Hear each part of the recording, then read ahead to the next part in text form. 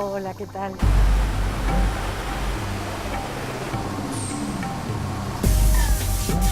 Siéntate y empezamos la entrevista.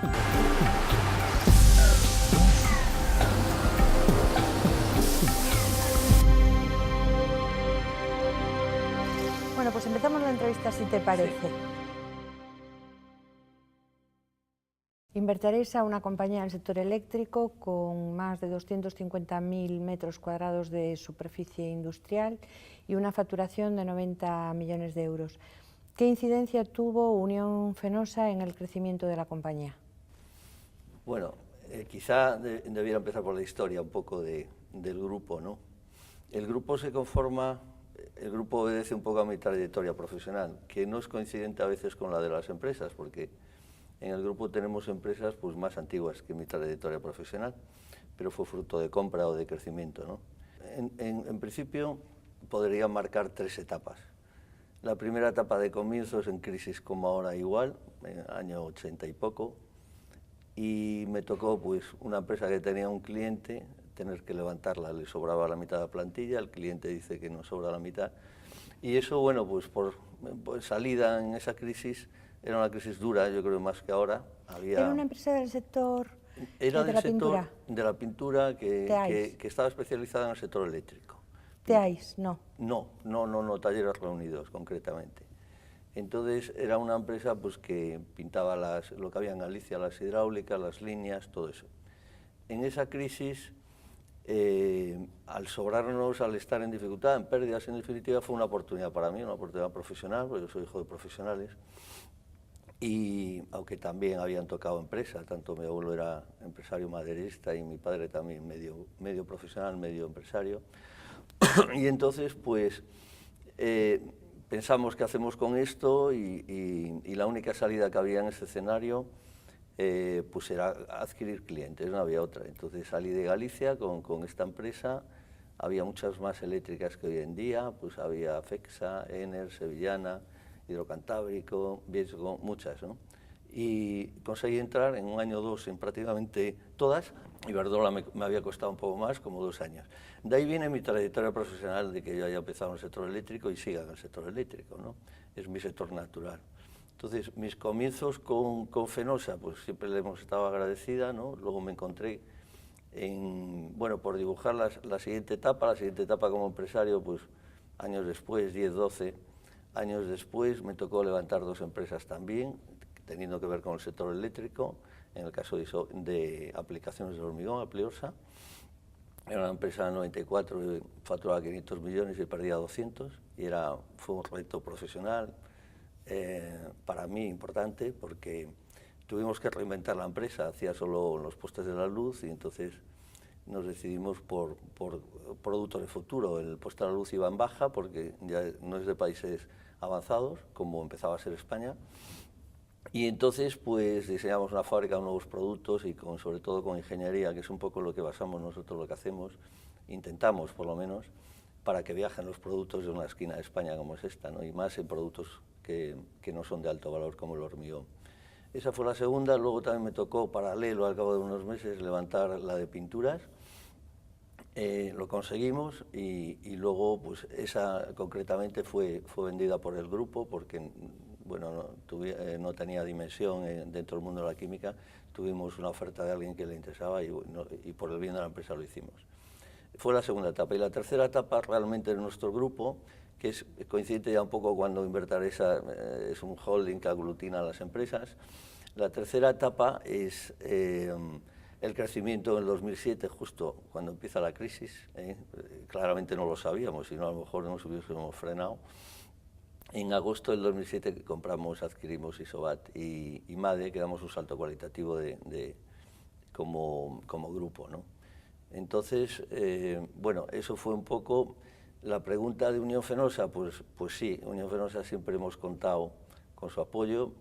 Lo contaban las empresas antes, lo conté yo, lo contaban las empresas sin estar yo, y eso pues fue así con lo que era Fenosa, que con mi edad ya la conocí y trabajaba para Fenosa. De hecho, cuando fue la fusión con Unión Eléctrica Madrileña, yo ya estaba trabajando en Unión Eléctrica Madrileña, antes de la fusión. Después lo tuvimos con Unión Eléctrica Madrileña cuando era el grupo ACS, igual, tuvimos la confianza de ellos. Y también la tenemos ahora con gas natural, tenemos todo el apoyo de gas natural en el interés en que haya suministradores gallegos y que nos puedan comprar aquí. Bueno, obviamente si todos estos grupos lo han hecho, y se lo ha hecho con cambio accionarial 3 veces, ¿no?, la misma empresa, obedece a algo, obedece que creo que sabemos hacer las cosas, ¿no?, que tenemos una buena ingeniería, tenemos muy buena gente, y eso es lo que nos permite ser competitivos y que nos apoyen, ¿no? Después, en el ámbito de la trascendencia que puede tener Unión Fenosa en nuestro negocio, pues como hemos internacionalizado y salir fuera, pues hoy está entre los 5 primeros de clientes del grupo, pero no es el primero es Red Eléctrica. ¿Y no notan, por ejemplo, cuando hay una fusión de grandes compañías eléctricas, en este caso Unión Fenosa con gas natural, algún elemento que distorsione el desarrollo de, en este caso, Invertaresa, porque haya otros proveedores próximos al centro de toma de decisión de gas natural en Cataluña? No, sinceramente no lo hemos notado, para nada. Es más, desde el primer momento la propia gente de compras y todos los directivos dijeron: nosotros queremos empresas asentadas en el territorio aquí, queremos proximidad con el territorio, y me parece muy inteligente, me pareció. De hecho, en todo esto obedece, yo creo que es lo mismo que ocurría cuando fue la fusión de Fenosa con Unión Eléctrica Madrileña, ¿no? Que hubo gente que tiró la toalla, que esto de salir fuera pues le asustaba, en cierto modo, y prefería una empresa local y quedarse ahí. Y muchas cayeron por esto, ¿no? Pero hay 2 formas de verlo, ¿no? Hay que verlo medio vacío, medio lleno el vaso. Entonces, si uno sale, aprovecha la oportunidad, o sea, si hay una fusión y uno aprovecha la oportunidad para situarse en la otra empresa y que le ayuden a uno a tirar en nuevos mercados donde está la otra empresa, es una oportunidad, y así hay que verlo. Lo otro no tiene sentido. Y en esas operaciones, ¿cuál es la mayor dificultad con la que se encuentra el empresario? El empresario no debe encontrarse en una dificultad porque es una oportunidad de negocio. O sea, si ahora viene una empresa y se fusiona con otra, lógicamente tendrá el otro mercado. Si yo estoy en la otra empresa por igual, pues digamos que me quedaré como esté. Pero si no estoy por igual, por ejemplo, en caso de una fusión con otra empresa no directa, como fue el caso de la electricidad de Fenosa con el gas natural, pues fue una oportunidad. Nosotros tuvimos oportunidad de entrar en el negocio del gas, cosa que no estábamos antes. Accedimos a hacer contadores también para el gas, cosa que no accedíamos antes, y lo pudimos ver como una oportunidad, y así lo vemos, ¿no?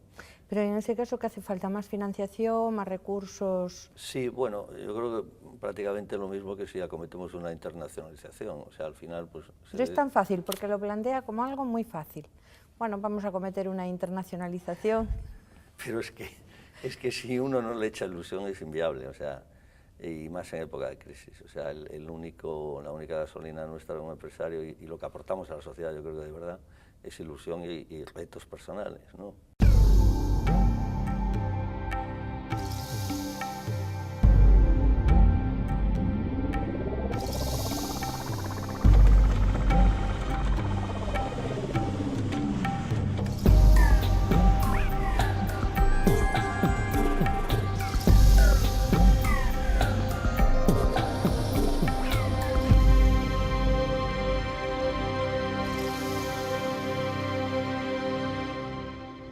Han instalado fábricas en América Latina, en Sudáfrica, en Marruecos y en China. Usted alguna vez ha hablado de la multilocalización. ¿No se puede enviar todo desde España, el I+D, los productos? ¿Es mejor tener las fábricas en los distintos territorios? Yo no diría que es mejor, es complementario. Voy a poner un ejemplo para dibujar lo que puede viajar un producto. Un producto muy básico, el bloque de hormigón.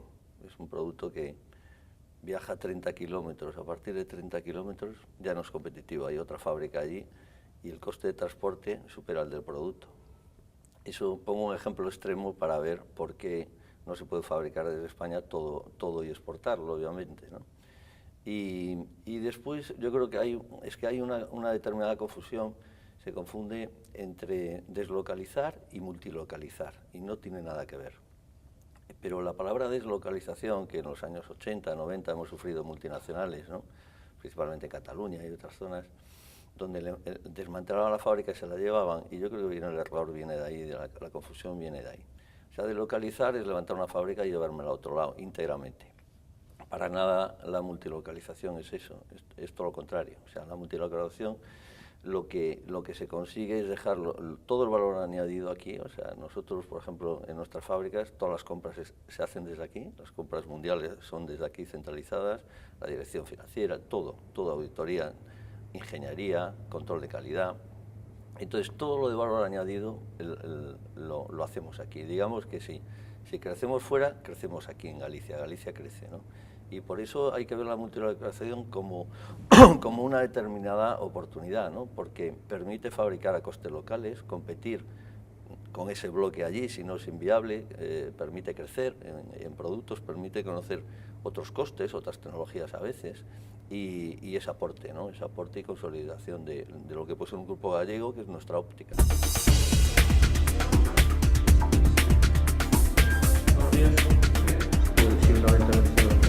Vale.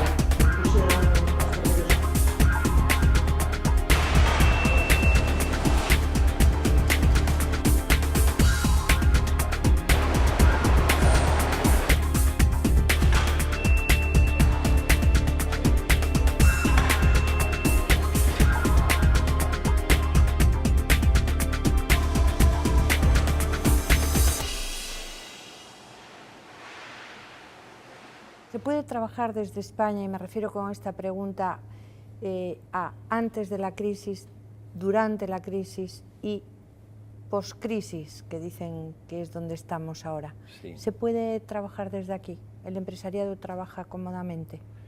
Yo creo que sí, vamos, de hecho, nosotros vivimos a la sombra de los grandes grupos de ingeniería españoles y las grandes eléctricas, y estos han triunfado en el mundo. No es que hayan triunfado, es que son los primeros del mundo, ¿no? O sea, los grandes grupos. Entonces, claro que desde España se puede hacer, ¿no?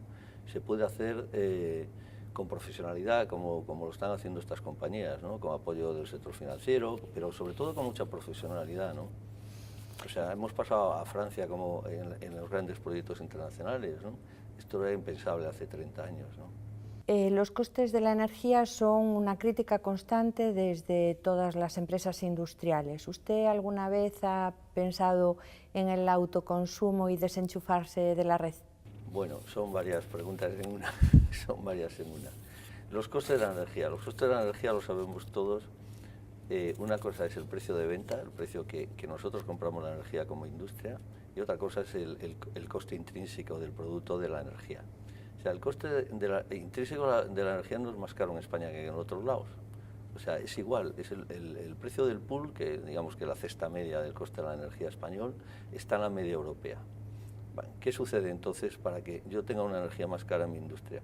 Lo que sucede es que le han metido un fondo de saco de muchísimas cosas que no son producción de energía, lo que a mí me venden, que son fruto del pasado, de muchísimos años, ¿no? De muchos años que están ahí, como el cierre de las minas del carbón, que yo estoy en otro sector, como industrial me pregunto por qué tengo que pagar yo el cierre de la minería, ¿no? Bastante tengo con defenderme en mi sector globalmente, ¿no? Y todo eso, la moratoria nuclear, que también viene de muchísimos años, ¿no? Desde Lemoni, desde muchísimos años atrás. O sea, tiene unos costes que realmente, en vez de dotarlos al presupuesto, como entiendo que deberían hacer, como nos exigen a nosotros llevar a pérdidas cuando uno tiene una pérdida, ¿no? Al balance, no laminarlo en 30 años, pues está ahí, y ahí está el problema, ¿no? El problema está que tenemos una energía cara y que obedece a eso, a unos impuestos excesivos y a esto. Y en esto no quiere decir que las eléctricas no son eficientes, las eléctricas son eficientes, y para la energía alternativa que tenemos, que es elevada en España, aún puede llegar a más, pero está elevada, está en una media europea de país avanzado, y mundialmente no es cara la energía, lo que es el coste de producción de energía. Lo demás es lo dicho, ¿no? En cuanto a después la otra pregunta, ¿Desenchufar? ¿no? Lo de desenchufar, bueno, eso no es tan fácil, porque, vamos a ver, el autoconsumo, para que haya autoconsumo tiene que haber eficiencia energética. O sea, si yo monto una placa fotovoltaica encima de mi nave aquí, a lo mejor no me salen los costes, o sea, no me interesa el autoconsumo, me sale más barata estar enganchado a la red, ¿no? Entonces el autoconsumo hay que plantearlo como eficiencia, en términos de eficiencia en sitios aislados, en sitios donde aportan valor, donde se consigue un costo de la energía más competitivo. Lo otro, por otro lado, es difícil, entiendo yo, contentar a todo el mundo, porque vamos a poner un ejemplo extremo: si todo el mundo nos desenganchamos del sistema y empezamos a producir energía propia, ¿quién paga? Volvemos a agrandar el recibo, el déficit tarifario. O sea, ¿quién paga todas las centrales que se han hecho con golpe de boletín, que hay que amortizar? Que entonces cerrarían, como los ciclos combinados de gas, que es una barbaridad, ¿no? Entonces, yo creo que hay que arbitrar unas fórmulas inteligentes, sobre todo, como dije al principio, donde sea eficiente, que eso es lo que aporta riqueza al país, no cuando no es eficiente. ¿Usted qué cree que debería hacer entonces el Gobierno con el recibo de la luz? ¿Cuál sería el porcentaje que tendría que reducirse ese recibo para que las industrias españolas fuesen competitivas sin cargar con todos esos costes? Pues tendría que hacer alguna gestión, si no tiene dinero, o ponerlo, ¿no? Obviamente, pero lo que está claro es que debería bajar el recibo de la luz, porque es básico para nosotros. Nosotros en cualquier industria del mundo jugamos con tres costes: jugamos con el coste laboral, el coste de la energía y el coste de la logística. Son fundamentales. Si tenemos una energía cara, no podemos tener un entorno competitivo para atraer empresas, ni para defendernos a futuro. ¿Cuánto debía de bajarse? Bueno, yo como usuario me encantaría decir un 40%, no sé si ese término es realista. Todo lo que sea bajar y ir en una línea de un plan energético, de ir bajando gradualmente, entiendo que tampoco se puede hacer de golpe, porque no, venimos de una situación de crisis del país grave, ¿no? O sea, entiendo que tampoco se va a poder hacer de golpe, pero sí el ir bajándola, ¿no? Y ir bajándola con, vamos, yo digo con franqueza, o sea, vamos, de cara, ¿no? No como hemos hecho últimamente, que hemos puesto en cuestión la seguridad jurídica de este país, que entiendo que es muy grave. Yo viajo mucho por ahí a Latinoamérica y tal, y España está cuestionada por este tema, y yo creo que el coste de esto, de la falta de confianza, a veces supera al ahorro que ¿Se está que refiriendo a las fotovoltaicas Sí. y a las eólicas? Sí, a no respetar unos acuerdos, ¿no? Somos el país con más demandas al Estado de energía, y eso no está bien. Eso hay que decirlo, o sea, gobierne quien gobierne. No es una cuestión de gobierno, es una cuestión de sentido común. ¿Qué dicen por ahí respecto a este tema? ¿Cuáles son las críticas que nos hacen? Pues yo creo que fundamentalmente esta, ¿no? De que un inversor, cuando hace una inversión apoyada en un decreto de un Estado, pues eso hay que respetarlo y va a misa, se hayan equivocado o no. Por supuesto que fue una equivocación, ¿no? De la etapa anterior, fue una equivocación porque, vamos, se hicieron auténticas barbaridades, ¿no? En el plan fotovoltaico no había límite de megavatios, lo cual es una incongruencia, ¿no? Es que no haya un límite de subvenciones. Cuando alguien va a subvencionar algo, debe saber el presupuesto total que va a estar. Y en este caso no, la gente enganchaba megavatios a un coste altísimo, ¿no? 5 veces lo que vale hoy, y después hubo que hacer lo que hubo que hacer, que no es bueno. Usted fue uno de los impulsores del Grupo Gallego del Cable. El Grupo Gallego del Cable se le conoce principalmente por ser uno de los socios fundadores de R, ¿no? Impulsores de R. Luego salieron, vendieron, hicieron caja. Bueno, yo exactamente no lo diría así. Yo lo que sí es una empresa que le tengo un cariño, es, yo creo, en mis orgullos empresariales, desde luego, porque cuando iniciamos la andadura hace, calculo que 15 años más o menos, ¿no? Creo que hace 15 años, pues nadie apostaba por esta tecnología, ¿no? Y había algún convencido de que Galicia necesitaba fibra óptica, ¿no? Que es la banda ancha, porque hoy ya sabemos que es necesaria, ¿no? Todos la utilizamos, pero en aquel momento era riesgosa, era muy costosa en inversiones. Nosotros en la etapa que invertimos hasta que salimos, que luego explicaré más o menos por qué fue, habíamos invertido 700 millones de euros, que es pues una cantidad importante, ¿no? Y creo que es un orgullo que los empresarios gallegos nos hayamos unido, que es de los primeros proyectos, yo creo, no sé si el primero, donde 10 empresarios nos unimos para un proyecto determinante para Galicia, y que mucha gente no lo entendía, ¿no? Y realmente estuvimos ahí, yo he estado ahí involucrado presidiendo esta sociedad y de consejero en la sociedad, y es una sociedad maravillosa, muy bien dirigida, y que llegó un momento, pasado 11 años, que nos vimos arrastrados a la venta por el entorno financiero, por la crisis financiera del 2009. Entidades financieras tenían que vender y nos arrastraron a vender, pero para nada era nuestra intención, en ningún momento nos planteamos vender. sea, lo tuvimos que hacer y bien. Y otros vinieron, pues han hecho su negocio, ¿no? Pero yo creo que la etapa más difícil, la etapa de la creación, de la valentía, de apostar por un proyecto vital para Galicia, la hicimos nosotros con todos los respetos, ¿no? No digo cuantitativamente de plusvalías, que no, tampoco fueron las nuestras, pero aguantar una sociedad 11 años sin llevarnos un euro a casa ni pedir un dividendo, pues yo creo que representa una apuesta valiente, ¿no?, por Galicia, y ese orgullo lo tenemos.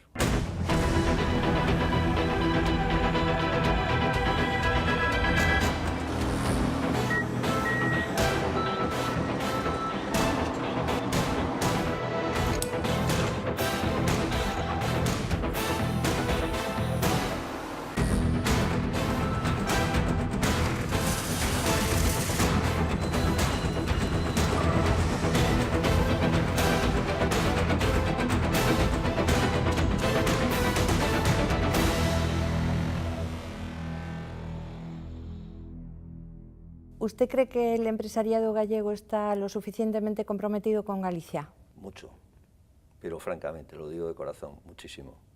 Yo tengo el orgullo de haber montado la empresa familiar con varios amigos, de haber llamado a 20 empresarios y montarlo. Tenemos un club de amigos, un club donde se piensa en Galicia, la primera palabra es Galicia. Eso lo digo de verdad, y tenemos una clase empresarial de élite. Usted está hablando de la empresa familiar. De la empresa familiar gallega, sí. Creo que es muy potente, en todos lados se sorprende. Nosotros en otras asociaciones de la empresa familiar, comparativamente pues, con Castilla y León, con 40 empresas de Galicia, somos equivalentes a 150 de otra comunidad autónoma, ¿no? Y eso es que hay líderes en Galicia, hay empresarios muy potentes que todos conocemos, muchísimos, que lo han hecho en su propia generación o la segunda. A diferencia de otras comunidades que llevan 4 o 5, pues somos una generación familiar, eminentemente familiar y muy fuerte. ¿Por qué siempre esa sensación de ser menos que empresas pues, de Madrid o de Barcelona? Yo no la tengo, ¿eh? Yo no tengo esa sensación que somos menos, que va. Yo creo que nos respetan a los gallegos en todos lados, nos respetan. Yo creo que somos respetados como siempre fueron los catalanes, por su trabajo, por su sentido del seni, el sentido común, nos ven así, nos ven gente de esfuerzo, generalmente de perfil bajo, constantes, y eso lo valora todo el mundo, ¿no? Yo creo que nadie tiene complejo. No, bueno, ni el gallego veo yo, el empresario gallego que tenga complejo fuera nos perciben con admiración, entiendo yo. También ustedes invirtieron en Nova Caixa Galicia cuando se privatizó. En este caso también perdieron todo su dinero e incluso el juicio. ¿Cómo se digiere todo esto? Vamos a ver, es una cuestión muy dolorosa, diría yo, por definirla elegantemente. Es una cuestión dolorosa. Yo participé muy activo, este mismo grupo, que éramos el grupo de inversores del cable, hicimos una reflexión en un momento dado, dijimos Galicia se queda sin instrumentos financieros, sí, podemos apoyar, ¿no? Era un problema muy grande, nosotros, vamos a decir que cuantitativamente no podíamos solucionar el tema, porque el tema era de más de 10.000 millones, de una envergadura enorme, ¿no? Nosotros lo único que podíamos hacer es cualitativamente, pues, que unos empresarios gallegos estén lanzando un mensaje a la sociedad de que este proyecto Galicia no debería quedarse sin una entidad financiera. Y eso creo que se ha hecho. En todo momento, claro, esto y más en un entorno difícil lo hicimos, pero pensando que era una buena inversión, no que era una mala inversión, ¿no? Yo estuve, para mí, yo creo que es más doloroso todavía, pues estuve 7 meses con conversaciones continuas con la entidad y con documentos, con todo tipo de documentos que están ahí, y que en ningún momento se advertía del mínimo peligro de que hubiera haber una retroactividad en las cuentas y que si fuera a hacer un ajuste de 2 ejercicios anteriores. Vamos, si lo hubieran planteado, por mucho amor que uno tiene a Galicia, tiene que responder de los recursos que le prestan a las entidades financieras y administrarlos debidamente. No lo hubiéramos hecho. Fue un engaño, evidentemente fue un engaño absoluto. Fue un engaño, pero los jueces no se lo reconocen. No, tampoco no es del todo así. O sea, ha habido sentencias, se ha juzgado el mismo caso en varios juzgados y ha habido sentencias favorables y otras desfavorables. Es más, alguna desfavorable luego fue favorable en apelación. No está cerrado, está en la audiencia y bueno, nosotros esperemos ganar, pero como creo que en justicia deberíamos ganar, porque no es así, no es así. Yo creo que no es de gratis el que cuando todo negocio se basa en la confianza. O sea, si yo llevo 1 millón de euros a un banco, me dan 10 centavos de un papel, ¿no? La diferencia es confianza. Pues esto es lo mismo. Nadie puede desconfiar de que cuando el Banco de España tiene intervenida una sociedad, cuando han hecho 3 auditorías de primer nivel, cuando está bendecido por el Ministerio de Economía, y no creerme esas cuentas y que esas cuentas se cambien después. Es difícil de entender. Pero entonces, ¿quién les engañó? Pues yo creo que como en cualquier negocio nos engañó, el que vino aquí nos vendió unas acciones y se llevó el dinero. Obviamente, ese ha sido el fraude. Usted es conocido por ser un empresario exigente, aunque lleve siempre una sonrisa en la boca. Bueno, a ver. Pero poco se sabe de su compromiso social. ¿Cómo entró en él y cómo está ahora? Bueno, concretamente, voy a preguntar como gallego ahora yo, concretamente qué compromiso social. ¿Hay algún compromiso social? Hay algunos, sí, pero... Con África. Sí. Me refiero a ese compromiso. Sí, con África sí, tenemos una sensibilidad familiar importante, sí.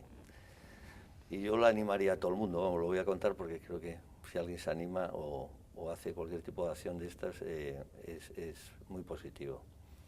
Sí, colaboramos con una fundación en la zona más pobre de Etiopía, tocando, se llama Turkana, la zona está entre Etiopía y Kenia. Y es una zona donde es una economía absolutamente primitiva, donde es pastoreo, lo único que hay es chozas y cabras, y la economía la cabra. Es lo más, vamos, prehistórico.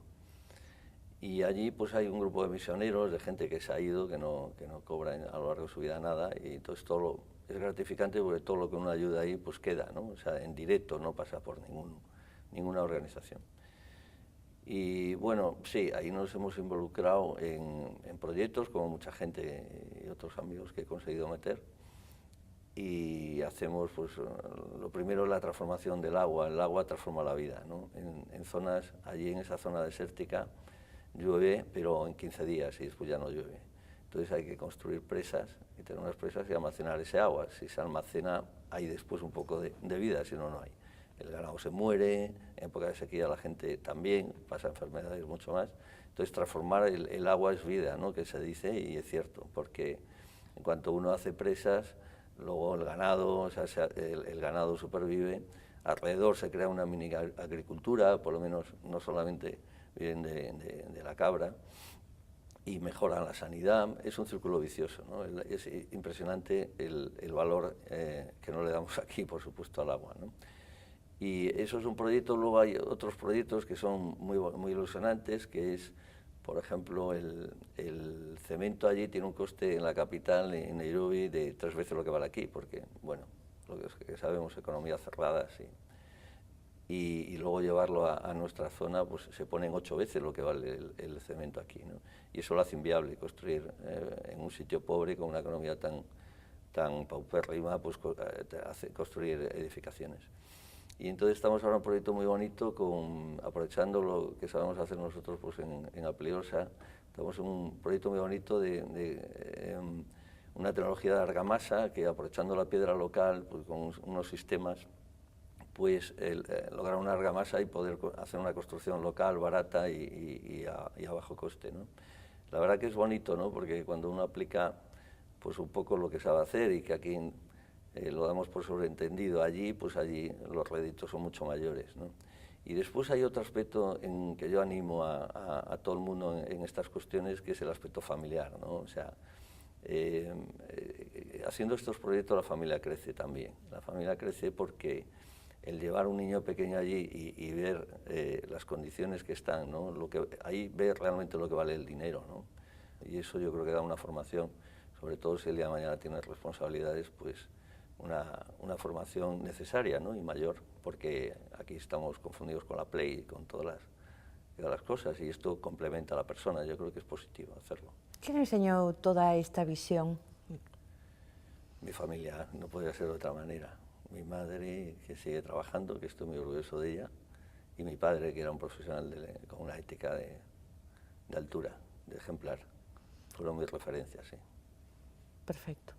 Pues muchas gracias por haber estado con nosotros. Muchas gracias. Y espero que hay muchos empresarios más importantes que yo que deben pasar por aquí, y espero que tu programa tenga el éxito que tiene. Muchas gracias. Muchas gracias, Sofía.